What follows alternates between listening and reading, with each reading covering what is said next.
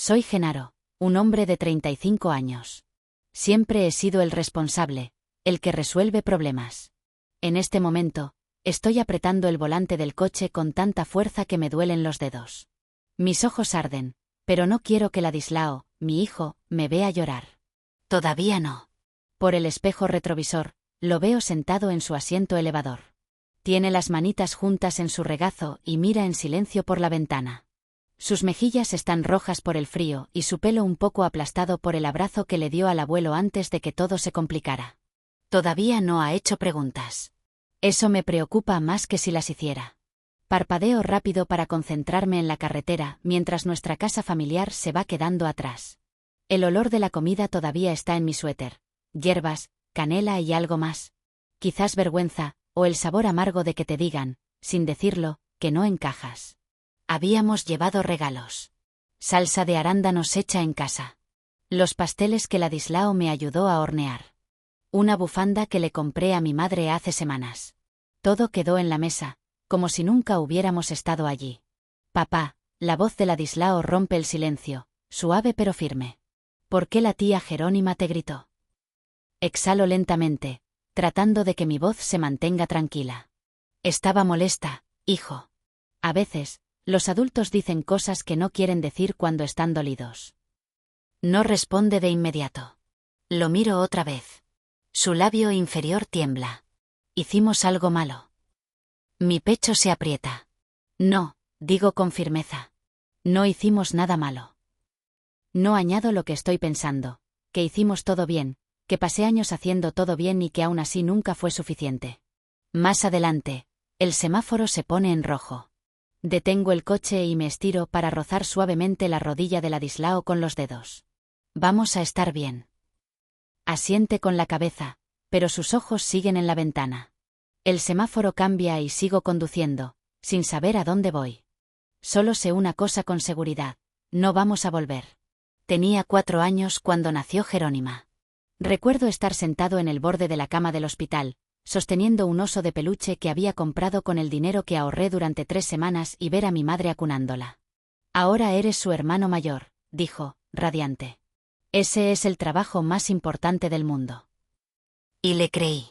Cuidé de Jerónima como si fuera mi deber sagrado, buscándole el chupete, haciendo payasadas para hacerla reír, leyéndole cuentos incluso antes de que pudiera pronunciar la mitad de las palabras. La amé antes incluso de saber lo que el amor podía costar. Pero las cosas empezaron a cambiar poco a poco. Cuando Jerónima lloraba, el mundo se detenía.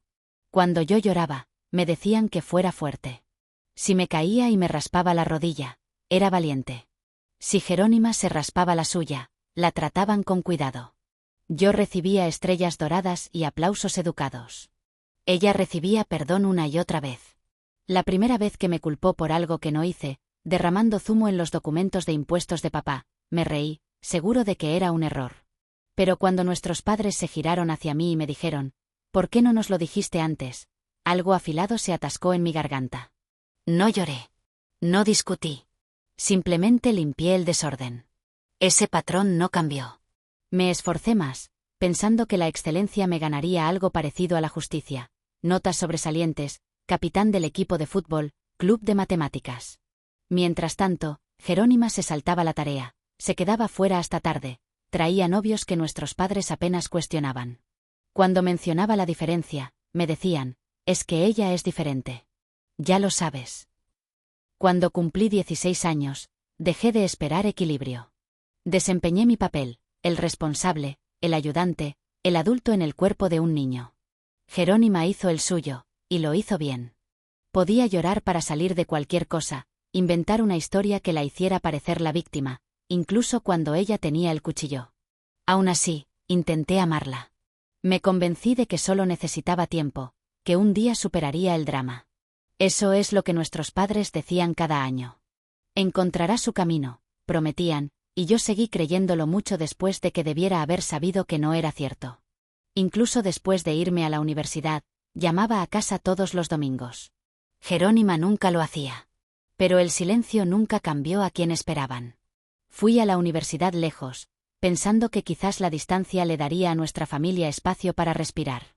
Me licencié en finanzas y administración de empresas, Trabajé los fines de semana en un café e incluso conseguí graduarme antes de tiempo. Llamaba a casa todas las semanas. Mis padres siempre preguntaban por las clases. Jerónima nunca contestaba. Dejó la universidad cuando yo estaba en segundo año. Dijo que no era para ella. Se mudó de nuevo a casa, consiguió un trabajo en una tienda, lo perdió, consiguió un novio, lo perdió, luego otro, luego otro. Mientras tanto, conocí a Herminia. Era encantadora y dulce, de una manera que me hacía sentir seguro. Salimos durante el resto de la universidad y nos casamos el verano después de graduarnos. Mis padres estaban encantados. Mamá incluso lloró cuando entré en la iglesia. Pensé que quizás las cosas estaban cambiando. Cuando descubrí que estaba esperando un hijo, los llamé primero. Ladislao nació un martes lluvioso. Mi madre visitó el hospital una vez. Mi padre trajo una jirafa de peluche y se fue después de 10 minutos. Jerónima no vino en absoluto. Aún así, los mantuve cerca. Condujimos para las fiestas, enviamos regalos, mandamos fotos. Quería que Ladislao conociera a su familia. Pensé que aparecer, ser leal, era suficiente para que todo estuviera bien. Pero la lealtad no te protege de la traición. Descubrí que Herminia me había estado engañando cuando Ladislao tenía 7 meses. Con una compañera de trabajo, alguien que conocí en la fiesta de Navidad de la oficina. Intenté terapia. Intenté tener paciencia. Intenté ser todo lo que él decía que necesitaba. Aún así, me dejó. De repente, era un padre soltero con una hipoteca, un trabajo exigente y un hijo que dependía de mí para todo. Hubo noches en las que no dormí. Mañanas en las que no comí. Pero seguí adelante. Construí una vida que era estable, tranquila, real. Y cuando no podía pagar la guardería, mis padres a veces cuidaban de Ladislao. Cuando mi coche se averió, me ofrecieron el suyo. Pero el centro de su atención siempre fue Jerónima. Sus crisis emocionales, sus novios, sus problemas. No me quejé. Mantuve la cabeza baja e hice lo que tenía que hacer. Porque eso es lo que hacen los hijos responsables. Cargan con el peso. Incluso cuando nadie ve lo pesado que es, incluso cuando se convierte en la razón por la que no les invitan a la mesa. Hace 5 años, recibí una llamada de mi madre mientras estaba en una reunión con un cliente. Papá había sido llevado de urgencia a emergencias. Un ataque al corazón leve, dijo, pero lo mantendrían allí toda la noche. Salí del trabajo sin terminar la reunión, conduje 2 horas en silencio y me senté al lado de la cama del hospital hasta que el monitor dejó de sonar cada 5 segundos. Fue entonces cuando descubrí que estaban en problemas.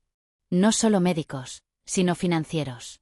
Sus ahorros se habían ido, las tarjetas estaban al máximo, estaban atrasados con la hipoteca.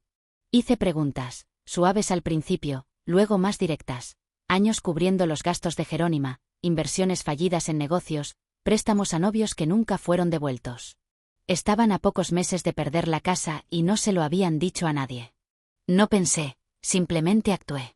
Pagué el saldo vencido de la casa, configuré transferencias automáticas para sus facturas mensuales y los añadí a ambos a mi plan de seguro médico como dependientes. Llamé a mi contador y reestructuré mi presupuesto. Les dije que era temporal, solo hasta que se recuperaran, pero nunca lo hicieron realmente. Cuando su coche se averió, fui a balista de uno nuevo. Cuando el techo goteó, cubrí las reparaciones. Incluso me hice cargo del costo del programa ambulatorio de Jerónima después de que la arrestaran por conducir ebria. Y mamá afirmó que el estrés podría matar a papá si tenía que preocuparse. Nunca lo pidieron directamente. Esa fue la parte que más dolió. Siempre estaba envuelto en frases vagas. Estamos apretados este mes o no sabemos qué haríamos sin ti. Empecé a llevar una hoja de cálculo privada, más de $2.000 al mes, todos los meses. Casi $125.000 desde que empezó. Aún así, me dije que era lo correcto. Que la familia significa dar un paso al frente cuando otros no pueden. Me dije que estaba dando un ejemplo a Ladislao, que cuidamos de los nuestros. Pero a veces miraba a mi alrededor y me daba cuenta de que nadie me estaba cuidando realmente. Y cuando mencionaba los límites, incluso suavemente, mi madre suspiraba y decía: siempre has sido el fuerte, Genaro. Lo resolverás. Siempre lo hacía.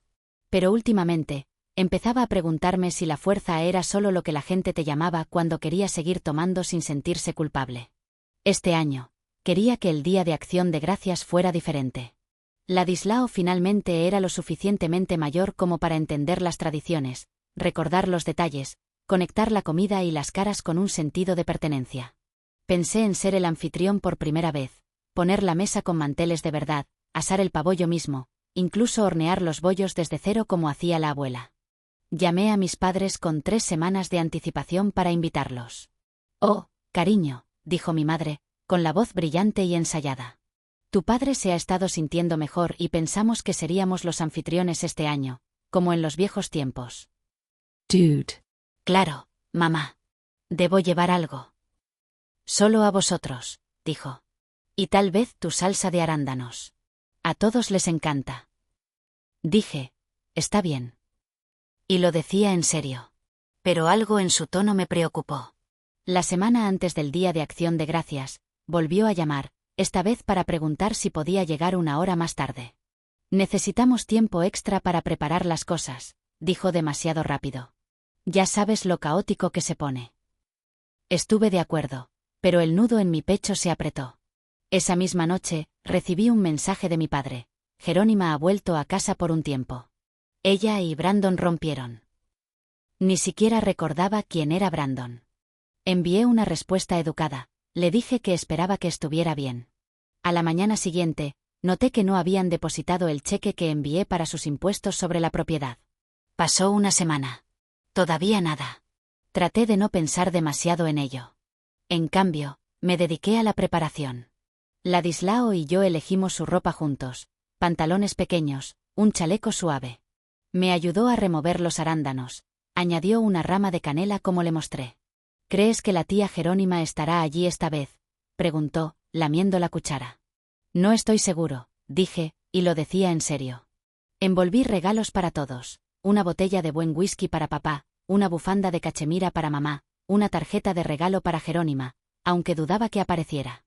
Pero a medida que los días se acercaban, no podía sacudirme la sensación de que algo ya había cambiado, algo no dicho, y lo que fuera, nos estaba esperando al otro lado de la puerta principal.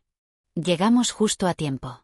Ladislao estaba radiante, sosteniendo la salsa de arándanos con ambas manos como si fuera un tesoro. Yo llevaba los pasteles y los regalos, equilibrados en una bolsa de papel sobre mi hombro. Papá abrió la puerta con una sonrisa rígida, y supe de inmediato que algo andaba mal. Dentro, la risa llegaba desde la sala de estar. Más voces de las que esperaba, primos que no había visto en años, gente de la que nunca mencionaron. Ladislao corrió a la cocina con la salsa.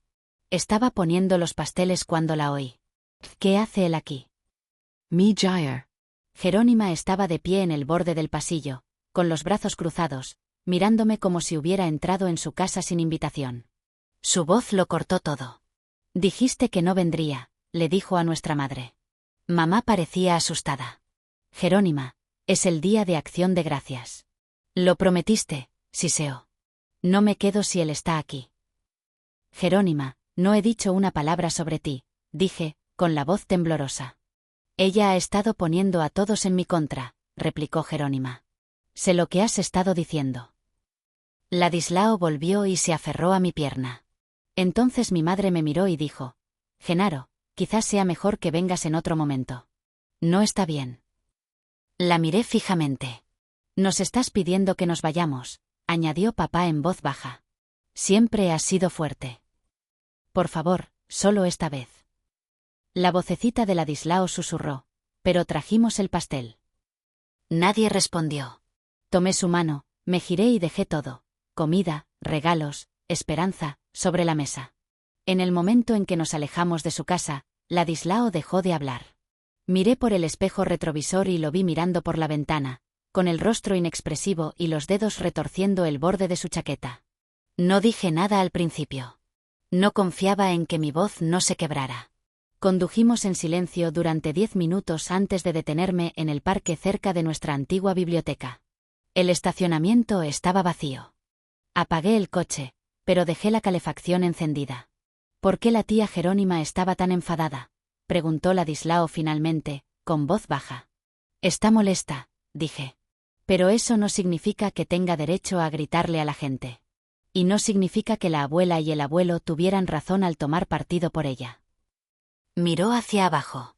Hice algo mal. Me giré para mirarlo. No, cariño. No hiciste nada malo. Nada de esto es tu culpa. No respondió, simplemente se acurrucó contra la ventana y lo dejé estar. Abrí mi teléfono por costumbre.